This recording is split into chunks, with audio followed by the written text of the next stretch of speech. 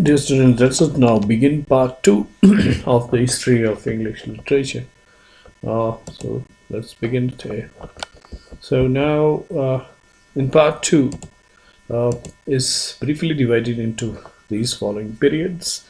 First is from 1785 to 1835, known as the Romantic period, and which stands, in stark contrast with the previous age, that is the neoclassical age. So while neoclassical age was more of the mind, reason and intellect, the Romantic period was, more concerned with heart, emotion and the imagination. So these two periods, which just follow each other, are entirely in contrast with respect to the spirit. Then next comes the Victorian period. The Victorian period, which is from 1837 to 1901. It is named after the Queen Victoria. So this period is further subdivided into two sub-periods, that is from 1848 to 1860 we have the pre-Raphaelites, and from 1880 to 1901 aestheticism and decadence. Then from 1901 to 1940 comes the Edwardian period, also known as the pre-war period, and from 1910 to 1936 the Georgian period. And after that, from 1914 to 1945 is what is known as the modern period. So these you should not get confused there. This Georgian period is in between. This is these two periods. This is overlapping here also. Overlapping, this is from 1910 to 1936. That means this period overlaps across these two periods. So precisely the modern period begins in 1914 and till the end of the Second World War in 1945, and then finally from 1945 to present is known as postmodern period.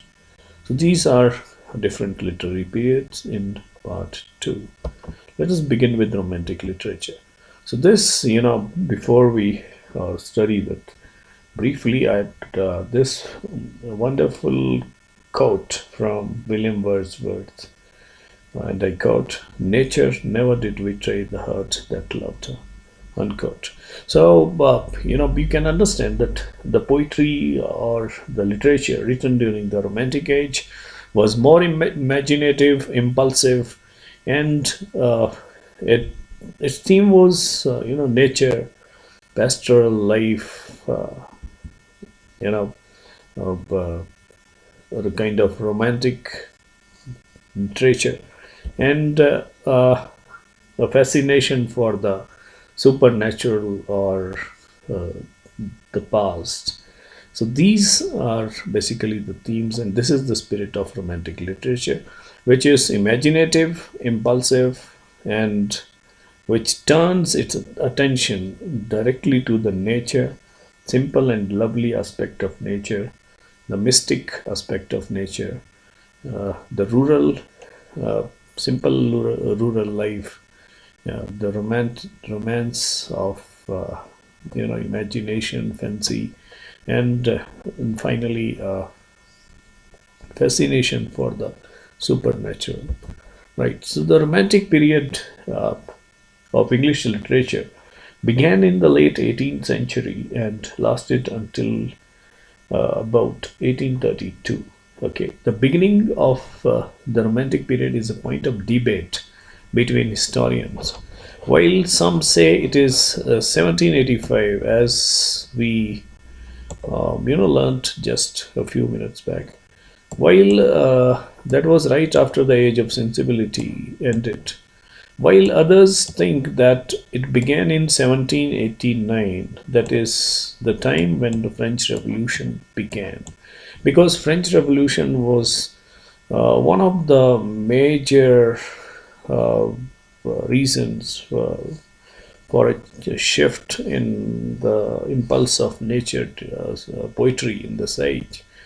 And then some believe that it began in 1798 when the two great poets of this particular age, Romantic age, that is William Wordsworth and St. Coleridge, they published their uh, preface to lyrical ballads. So there are three different points on which you have different viewpoints uh, from various historians. So uh, let's learn about the poets. This age was predominantly the age of poetry, and the greatest of all was these three early romantics, also known as lake poets, because these people belong to the Lake District, this district of London, and that is why they were also known as lake poets or the early romantics. So William Wordsworth, who is exactly a poet of nature, who finds a mystical element in the nature, who actually is a pantheist, who believes that there is a spirit which runs through all objects of nature, and it is same which runs through human beings also. Then we have St. Coleridge, who is a poet of the past, and his Rhyme of the Ancient Mariner is a wonderful poem and a very famous poem. And he was fascinated by the supernatural, and uh, he had a great interest in the past, and that is quite clear from Rhyme of the Ancient Mariner, in which you see a lot of supernatural events happening. Then comes Robert Southey, another poet who made his mark in romantic poetry. So these are the early romantics, also known as lake poets, because they belonged to the lake districts of uh, London, right?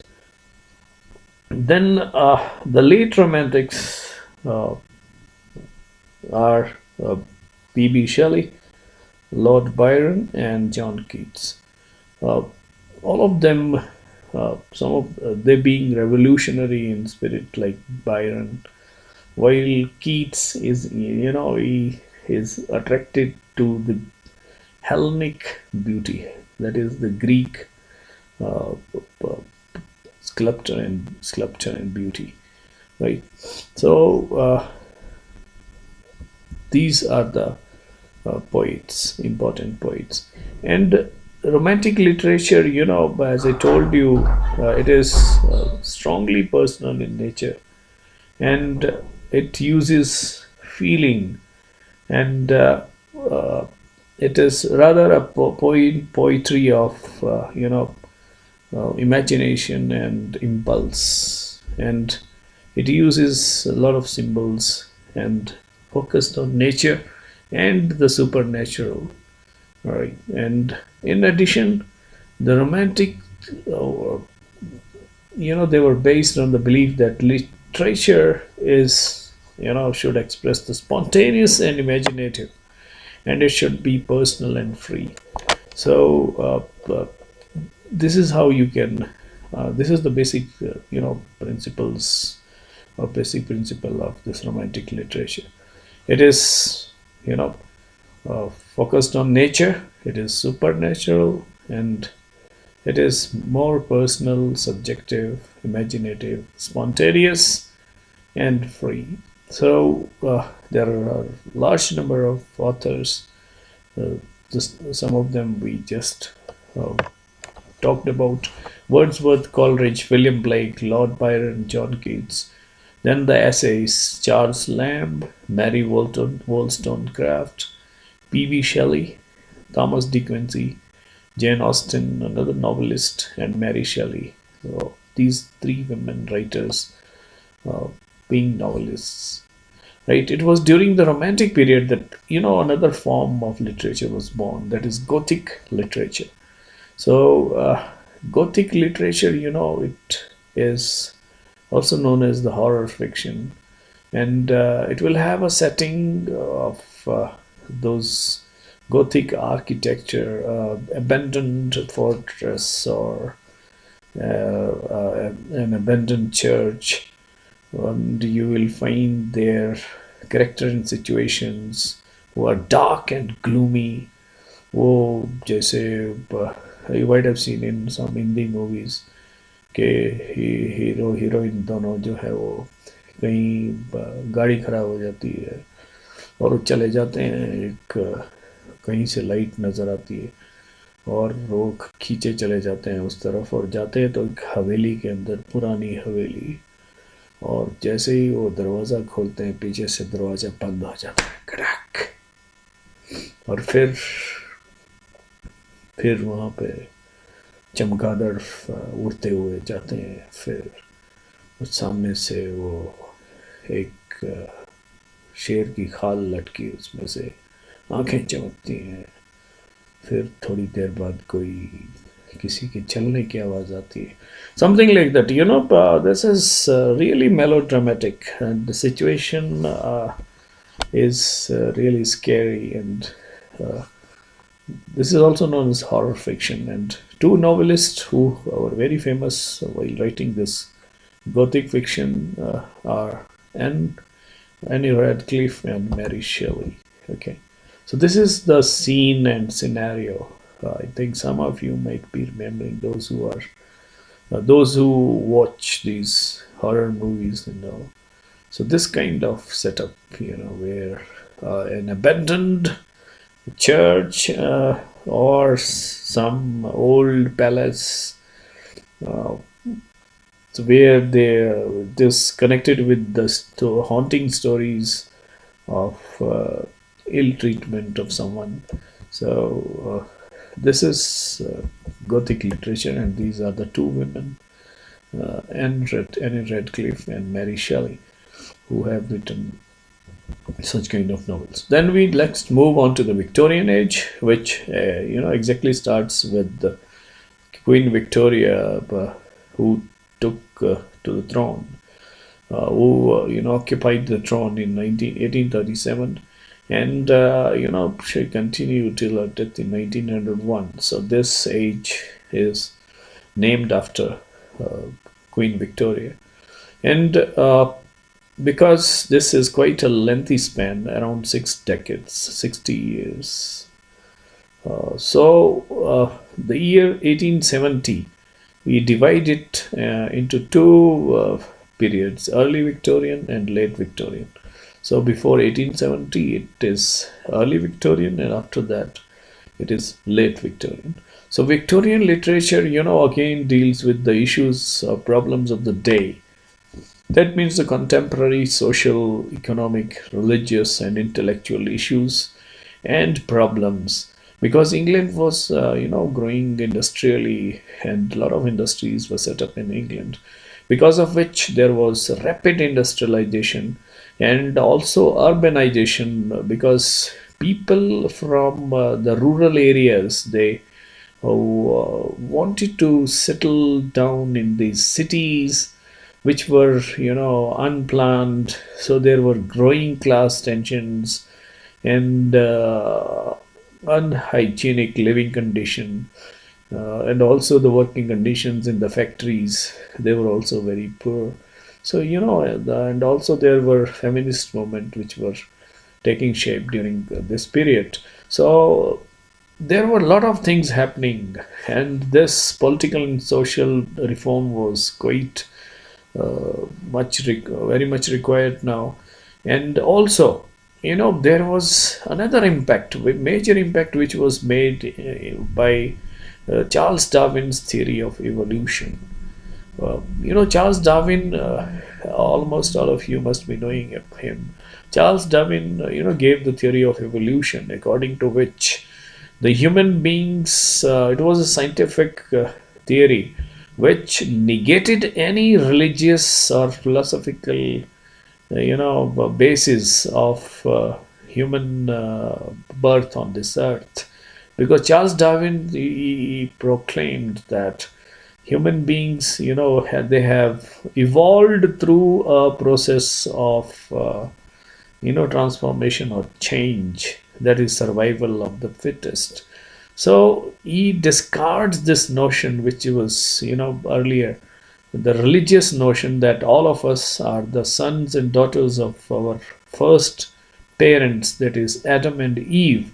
So that religious principle is challenged, and that becomes a cause of major controversy during this particular age, right?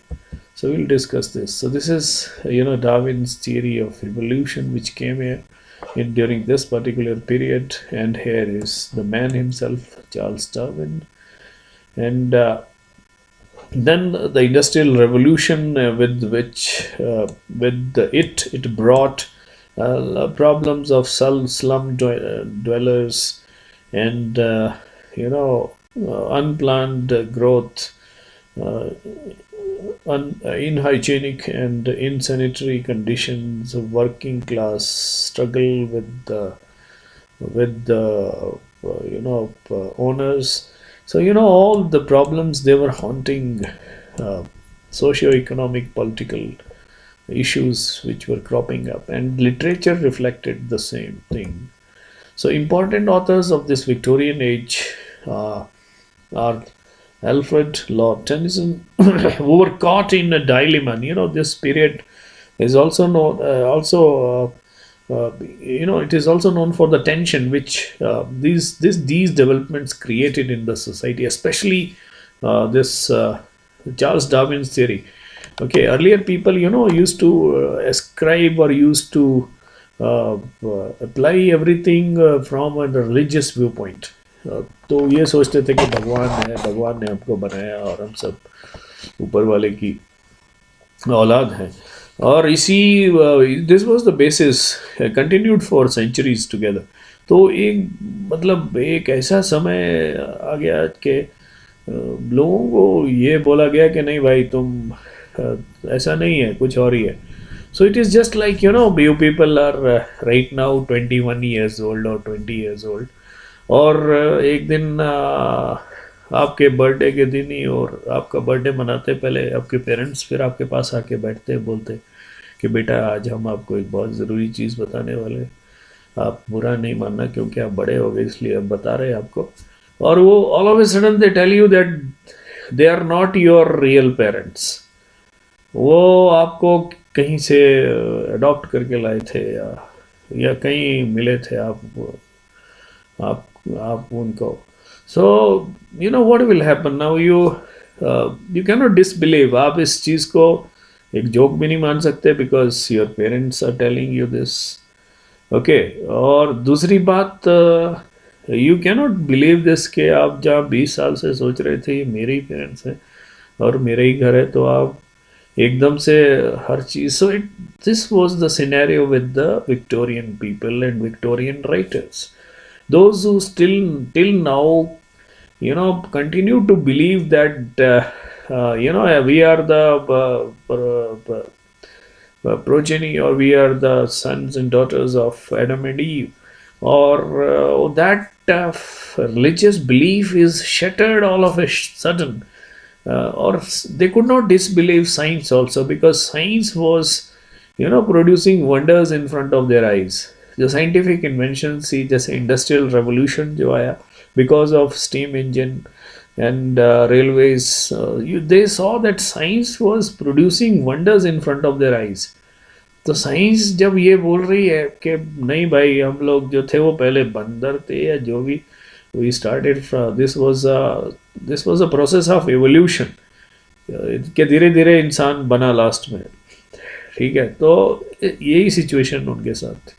So these people are they were caught in a conflict, moral and as well as a kind of philosophical conflict. So other writers, including Matthew Arnold, Charles Dickens, Charlotte Bronte, George Eliot, Bronte sisters, and Thomas Hardy. So within the Victorian period, two other literary movements, that of the pre-Raphaelites, which we talked about, the true brief movement, that is 1848 to 1860 pre-Raphaelites, and from 1880 to 1900 aestheticism and decadence. Okay, so this pre-Raphaelitism, it was nothing but, there were some artists, some English artists, including D.G. Rossetti. They formed a pre-Raphaelite brotherhood. Pre-Raphaelite means the aim of this group was to return to the painting style before the Italian painter Raphael. Raphael जो Italian painter था उसके समय से पहले, pre Raphaelite, ठीक है। सो क्या था उससे पहले, क्या था उससे पहले, क्या था? The painting was natural, simple and it reflected the true picture, right. तो मतलब उसी समय को वापस लाना चाहते थे अपनी आर्ट में, not only in literature, not only in poems, but in art. उसमें पेंटिंग भी आ जाता है, म्यूजिक भी आ जाता है, ठीक है।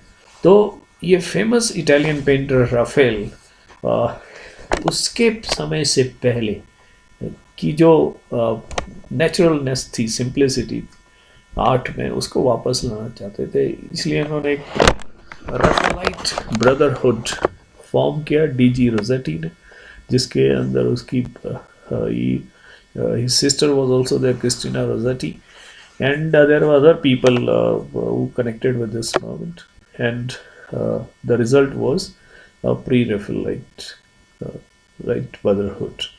Okay, so now these are the people one by one. Charles Dickens, a great novelist whom you might have studied some of his novels, Hard Times, and there are so many novels he has written about the social condition of the Victorian age. Then we have Robert Browning, a great poet. Right. Then Tennyson, Lord Alfred Tennyson, another poet, and Thomas Hardy. Okay. Then we'll discuss briefly about aestheticism and decadence. So this aestheticism and decadence, they grew out of French influence, entirely because of French influence. So it was an European art movement which centered on the principle that art exists for the sake of art, or art exists for the sake of beauty alone. That means there is no political, didactic, that means moral or any other purpose. कि भाई art जो है सिर्फ art सिर्फ सुंदरता के लिए है, उसका कोई और अल्टीरियर या उसका कोई हिडन एजेंडा या मोटिव नहीं है, ना तो पॉलिटिकल है, ना कोई मॉरल है, ना कोई लेसन देना है, और ना ही कोई पॉलिटिकल आइडियोलॉजी को आगे ले जाना. So that is the main or the fundamental principle of both these movements, that art for art's sake. And these movements began in reaction to the prevailing utilitarian social philosophies and aspired to set literature and art free from materialistic preoccupation of industrialized society. और ये एक reaction थी against the prevailing utilitarian. Utilitarian means the principle of utility. मतलब कोई भी काम philosophy है, social है, उसका फ़ायदा क्या है. तो इस तरह से वो आर्ट को फ्री करना चाहती थी, लिटरेचर को फ्री करना चाहते थे इस यूटिलिटेरियन फिलोसफी से. Then the authors of this movement encouraged experimentation. Experiments करते थे with the form, with the way they write, and it was from this moment of aestheticism and decadence, यही phrase जो मैंने पहले कहा, art for art's sake, ये इसी में से निकला. And well known author of this particular moment was Oscar Wilde, right? So this is what the aesthetic movement is, art for art's sake. Okay, and here is Oscar Wilde. Okay, Then the Edwardian period, 1901 to 14, and it is named after King Edward VII, the seventh. Okay, and after the death of Queen Victoria, begins in 1901 and continues up to the beginning of the First World War, that is 1914. And during this particular period, British Empire was at its peak and it was quite wealthy, and there was a lot of materialistic luxury all around. And but as I told you, there was a kind of skewed or unbalanced progress. Some people were too rich, while others, they struggled for both ends meet, or to make their both ends meet, or for two square meals, right? So the writing of Edwardian period reflect and comment on these social conditions, and you will find, drama again becoming a kind of agenda, or a kind of medium for writers, playwrights like G.B. Shaw, who attacked social injustice and selfishness of the upper classes through their plays, and H.G. Wells, who has written novels. Then other writers are W.B. Yeats, Joseph Conrad, Rudyard Kipling, okay, Mowgli, Jungle Book, the writers Rudyard Kipling, Henry James, and E.M. Forster. So this is G.B. Shaw, George Bernard Shaw, who introduced problem plays, which we'll be discussing in detail when we study this age separately. Okay. Then H.G. Wells, Time Machine, one of the most famous novels written by him, a scientific sci-fi novel. And Rudyard Kipling, the Jungle Book, the Mowgli, who created this character Mowgli. Okay. Then comes the Georgian period, 1910 to 1936. So Georgian period, named after the reign of George V, who existed from 1910 to 1936. And many writers of previous period, they continue to write, and some poets, they group together to form what is known as a kind of Georgian poetry. They published around 5 volumes, which was edited by Edward Marsh. Okay, and their poetry was simple, natural, and it was very traditional in technique and form. We'll discuss it separately when we reach the when we study this period separately. Okay. Then the Georgian poetry here is, this is Edward Marsh. Okay. Then modern period, it applies to British literature written since the beginning of World War One in 1914, and there was a lot of experimentation with subject matter, form, and style, and that is why there was a lot of achievements which were made in all literary genres, and the most important poets being W.B. Yeats, William Butler Yeats, T.S. Eliot, Dylan Thomas, and Seamus Heaney, and the noted novelists James Joyce, D.H. Lawrence, and Virginia Woolf. All of them were known for that stream of consciousness technique, which we will be discussing separately. And dramatists also, Noel Coward and Samuel Beckett. Right. So here is T.S. Eliot, W.B. Yeats, James Joyce, D.H. Lawrence, Virginia Woolf. So all these three, James Joyce, D.H. Lawrence, and Virginia Woolf, are connected with the kind of psychological fiction, and we'll study them separately too. And in the postmodern period, there's the period that emerged after the World War II, and it was characterized by a rejection of the traditional narrative structures. Okay, again, there was a rejection of traditional narrative structures and a focus on fragmentation, intertextuality, and metafiction. So this moment is, characterized by skepticism, subjectivism, or relativism. There was a general suspicion of reason and acute sensitivity to the role of ideology in asserting and maintaining political and economic power. So postmodernism blends literary genres and styles, and it tries to break free from the modernist forms. or modernist literature, right? So this is all about this particular period. We'll be covering each period separately because, as I told you in the beginning, it is not possible uh, to cover the entire history in these brief videos.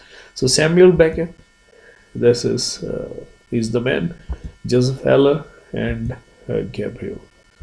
Right. Thank you very much. Happy learning. Enjoy your studies. Keep learning and keep growing. Thank you.